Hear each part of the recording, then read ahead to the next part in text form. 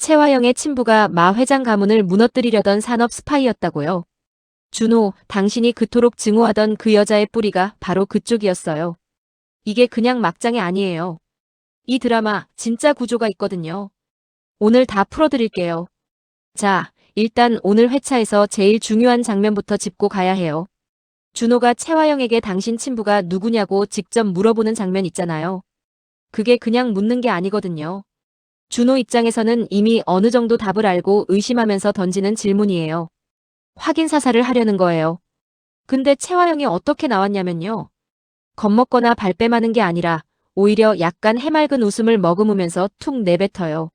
마치 이제야 알았어요? 나는 처음부터 알고 있었는데 하는 뉘앙스로요. 이 장면이 왜 충격이냐면 최화영이 드림가에서 그동안 보여줬던 이미지가 있잖아요. 어딘지 모르게 피해자 같고 쫓기는 것 같고 연약해 보였던 그 이미지요. 근데 이 한 장면에서 그게 전부 뒤집혀요. 그녀는 처음부터 알고 있었던 거예요. 자신의 친부가 누구인지, 그 친부가 드림가와 어떤 관계였는지. 그렇다면 최화영이 드림가에 들어온 것 자체가 우연이 아닐 수도 있다는 거잖아요. 준호 입장에서 생각해 볼게요. 이 남자, 드림가를 지키기 위해서라면 뭐든 했던 사람이에요. 마 회장과 얽힌 복잡한 가문의 역사 속에서 스스로를 수호자 역할로 정체화하면서 살아온 거거든요. 근데 지금까지 자신이 혐오하고 경계해왔던 최화영이 알고 보니 드림가의 진짜 원수 집안 출신이라는 게 밝혀지는 거잖아요. 단순히 배신당했다가 아니에요. 자기 자신의 분노가 얼마나 정당했는지 아니면 얼마나 빗나가 있었는지를 한꺼번에 다시 계산해야 하는 순간이에요. 인간이 제일 무너지는 게 이럴 때예요. 틀렸다는 걸 아는 게 아니라 내가 옳다고 믿었던 것 자체가 흔들릴 때요. 오늘 준호가 최화영에 대한 집착을 버리겠다고 결심하면서 드림가 전체를 불태워버리겠다는 파괴적인 방향으로 돌아서는 것도 다 여기서 나와요. 이 남자 더 이상 지키려는 사람이 아니에요. 이제 부수려는 사람으로 변해가고 있어요. 최화영이 드림가에서 쫓겨날 위기에 몰리면서 꺼낸 카드가 뭔지 아세요? 치매나 정신 이상 연기예요. 처음엔 저도 설마 이렇게 고전적인 수를 쓰나 싶었거든요. 근데 회차를 보다 보면 이게 단순한 위기 모면이 아니라는 게 보여요. 이건 시간을 버는 전략이에요.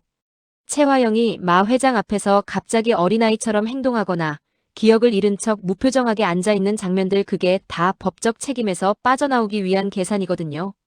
정신적으로 온전하지 않은 사람에게 죄를 묻기가 어렵다는 거 최화영은 이미 알고 있는 거예요. 그런데 이 작전의 진짜 목적은 앞으로 드러나요. 최화영이 뒤에서는 오장미를 해외로 빼돌리고 비자금을 해외로 옮기면서 마서린까지 납치에 영영 치워버릴 계획을 세우고 있거든요.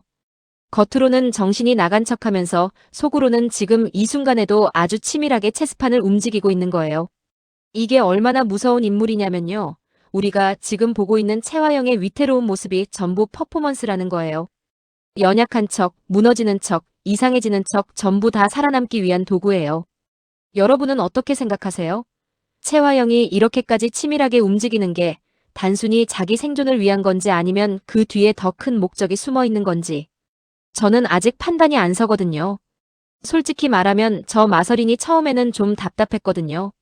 최화영한테 이렇게 저렇게 치이면서도 그냥 참고 또 참고 전형적인 피해자 서사처럼 보였는데 오늘 회차는 달라요. 마서린이 최화영이 정신병 연기를 하고 있는 방에 혼자 들어가요. 그리고 최화영의 목을 조르면서 본색을 드러내라고 협박하거든요. 이 장면이 얼마나 충격이냐면 지금껏 우리가 서린을 최화영의 꼭두각시로 살아온 인물로 인식해왔는데 실은 그 안에 이렇게 어두운 분노가 쌓여 있었다는 거잖아요.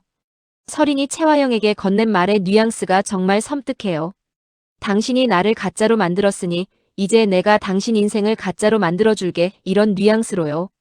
최화영이 저지른 짓들이 부메랑이 되어 돌아오는 순간이에요. 근데 여기서 포인트는 서린의 복수 방식이에요. 단순히 최화영을 고발하거나 법에 넘기는 게 아니라 최화영이 가진 모든 권리와 재산을 합법적으로 가로채기 위해 마 회장과 위험한 거래를 시작한다는 거거든요. 서린이 이렇게까지 나오는 게 가능한 이유가 뭔지 아세요? 최화영이 서린을 너무 오랫동안 너무 잔인하게 짓밟아왔거든요. 인간은 한계치를 넘으면 달라져요. 서린이 오늘 보여준 건 복수의 각성이에요. 더 이상 참는 게 아니라 적극적으로 최화영의 파멸을 설계하는 사람으로 변한 거예요. 드림가에서 서린이 이렇게 전면에 나서는 건 사실상 처음이거든요. 근데 저는 여기서 불안한 게 있어요.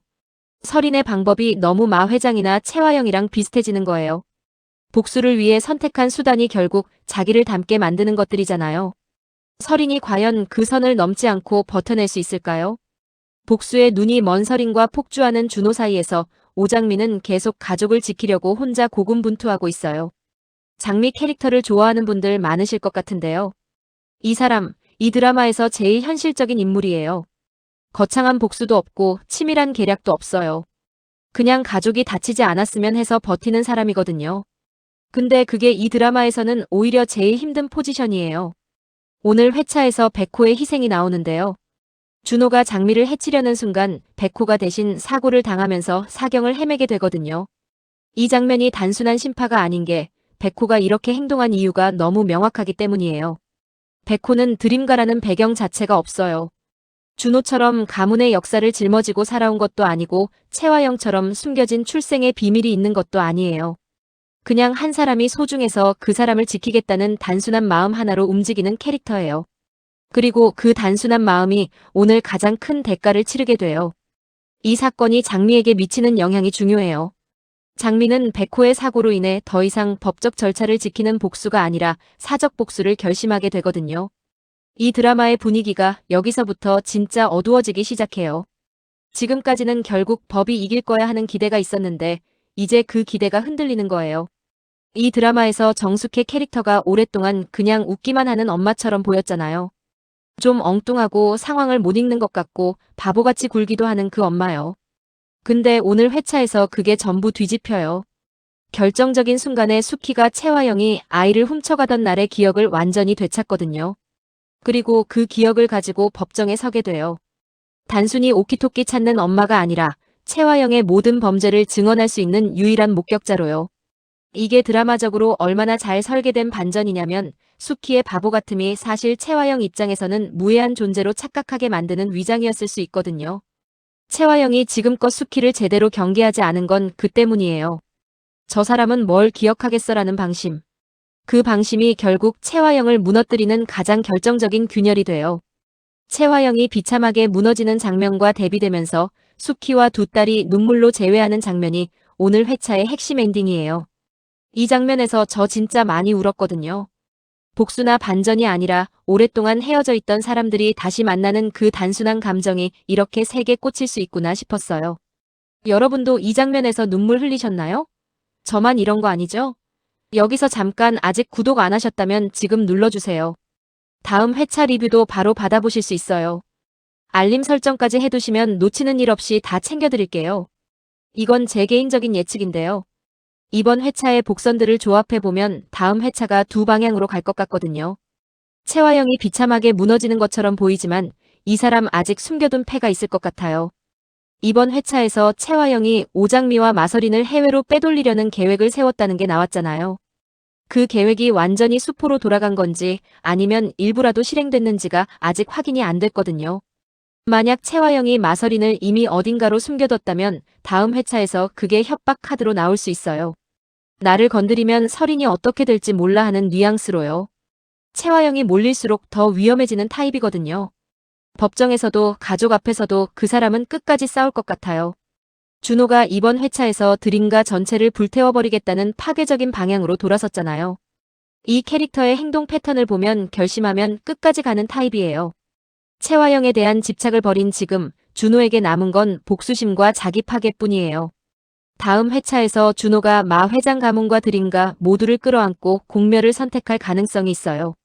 이번 회차에서 백호 사고로 장미가 사적 복수를 결심한 것도 준호의 폭주를 막을 사람이 없어진다는 복선처럼 읽히거든요. 드림가가 외부의 적이 아니라 내부에서 스스로 무너지는 그런 엔딩으로 가는 게 아닐까 싶어요. 이건 진짜 제 뇌피셜이니까 틀려도 너무 뭐라 하지 마세요. 결국 이 드라마가 우리에게 묻는 건 하나예요.